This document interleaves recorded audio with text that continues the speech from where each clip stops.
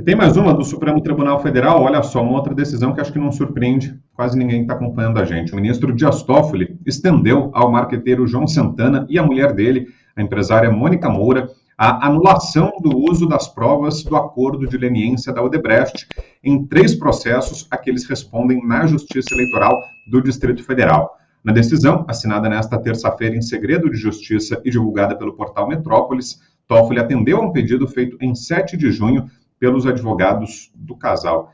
Ou seja, né, Silvio, parece que agora é a formalização apenas do término do desmonte, né? As decisões principais foram dadas e agora, um por um, vai todo mundo pegando a fila para tirar o seu alvará ali, né? Resgatar ali o seu papel com a absolvição, com a anulação, com o que quer que seja, né? Você usou uma expressão perfeita, Abraão, buscar o seu alvará, né? A borracha no passado, eu acho que ela já chegou ao limite, não surpreende. Época triste essa, né? Em que a gente não consegue mais se surpreender, se escandalizar com as decisões do ministro Dias Toffoli, que herdou muita coisa do ex-ministro Ricardo Lewandowski, no Supremo Tribunal Federal, em relação à Lava Jato, mas que conseguiu ser ainda mais despudorado quando envolve empreiteiras. E agora ele começa a avançar para uma nova seara, ali, um novo campo, que é a pessoa física. O João Santana, por exemplo, ele é o sucessor do Duda Mendonça, né, na campanha de marketing do PT. O João Santana, ele herdou, depois, vamos recapitular um pouco essa história para quem não se lembra da figura do Duda Mendonça. O Duda Mendonça é o responsável pela eleição do Lula em 2002. Era um dos marqueteiros mais conhecidos na América Latina, inclusive eu digo isso porque ele trabalhou fora do Brasil, trabalhou na Argentina, até para o Menem ele trabalhou. E o Paulo Maluf aqui no Brasil. E o Duda Mendonça foi contratado pelo PT na máquina que o José Dirceu montou para eleger o Lula em 2002.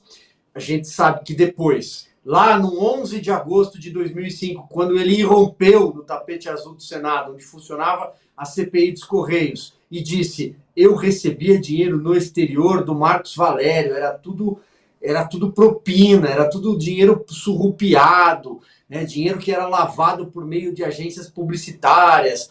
Mas o Duda conseguiu criar a figurinha do Lula Paz e Amor, Lulinha Paz e Amor. Tem algumas campanhas muito famosas que entraram no imaginário popular, na sociedade, naquela eleição pós os 8 anos do Fernando Henrique Cardoso. Por exemplo, vocês vão lembrar das grávidas, todas de branco, caminhando, grávidas do futuro. Vocês vão lembrar daquele garoto de 19 anos, o nome dele era, vamos lá, Paulo Júnior, tinha 19 anos, e ele era um ator de teatro, que ele subia e falava: meu nome é João, eu sou brasileiro, minha mãe é pobre, eu não tive pai, eu estudei em escola pública, viva Luiz Inácio Lula da Silva. Ele era de uma companhia no Rio de Janeiro, se a memória não trair, chamava Tablado, uma companhia no Rio. E depois ele assumiu que tudo isso foi ensaiado. Aí o Duda Mendonça pega, né, o João Santana pega esse espólio do marketing já construído, adiciona alguns outros elementos e consegue reeleger. Aí vai Lula, vem Dilma Rousseff, a gente conhece bem esse filme. É uma continuidade, porque o Duda caiu, o Duda teve de confessar o Caixa 2, que era o crime menor naquela época, segundo o ministro da Justiça da época, que atuava como criminalista do PT, o senhor Márcio Tomás Bastos. Mas o João Santana, ele foi o marqueteiro do Petrolão, porque segundo as delações feitas na sequência durante a Lava Jato, ele recebeu quantias que beiravam 1 bilhão. A campanha da Dilma custou 1 bilhão. E esse dinheiro foi parar lá fora. Agora o que nós estamos assistindo, além do alvará, gostei da expressão, Brown, que você usou, é que ele vai reaver o dinheiro que está na Suíça, o João Santana. O João Santana é aquele, e finalizo com uma outra imagem inesquecível de campanhas eleitorais, que para falar da autonomia do Banco Central, que nós falávamos agora há pouco sobre o Campos Neto, né? Quando o PT era contra a autonomia do Banco Central, e ele, para combater a Marina Silva, depois da morte do Eduardo Campos, ele conseguiu fazer um prato de comida sumir da mesa de uma família. Olha quem era o João Santana. Ô, Consta, está tão previsível mesmo o roteiro, né, como falou o Silvio agora, que eu já fico me antecipando e prevendo qual vai ser a próxima cena, se ele vai voltar para o governo também, porque é o caminho que todos estão trilhando, né? Primeiro vem as decisões do Toffoli, todo mundo inocentado, absolvido, com o status que o William Bonner define como não deve nada à justiça, e agora estou prevendo aqui, será que ele vai assumir a campanha do Boulos, por exemplo, vai virar marqueteiro de algum petista? Nós comentamos ontem o Vacari circulando pela Petrobras, né? Então, estão todos de volta. Quando o ladrão voltou à cena do crime, parafraseando Geraldo Alckmin, né? Ele não voltou sozinho. Ele voltou com o próprio Alckmin e com todo o bando, com todos os comparsas antigos, condenados na justiça. Muitos já tinham devolvido dinheiro. Aliás, eu não quero fazer uma previsão aqui alarmante, mas ela é realista.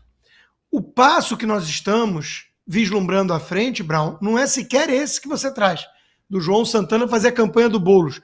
Eu acho algo muito pior, que eu falava lá atrás, o pessoal falava, pelo amor de Deus, não dá ideia, nem brinca. O pagador de impostos no Brasil vai ter que, por uma questão lógica até, indenizar os corruptos. Indenizar.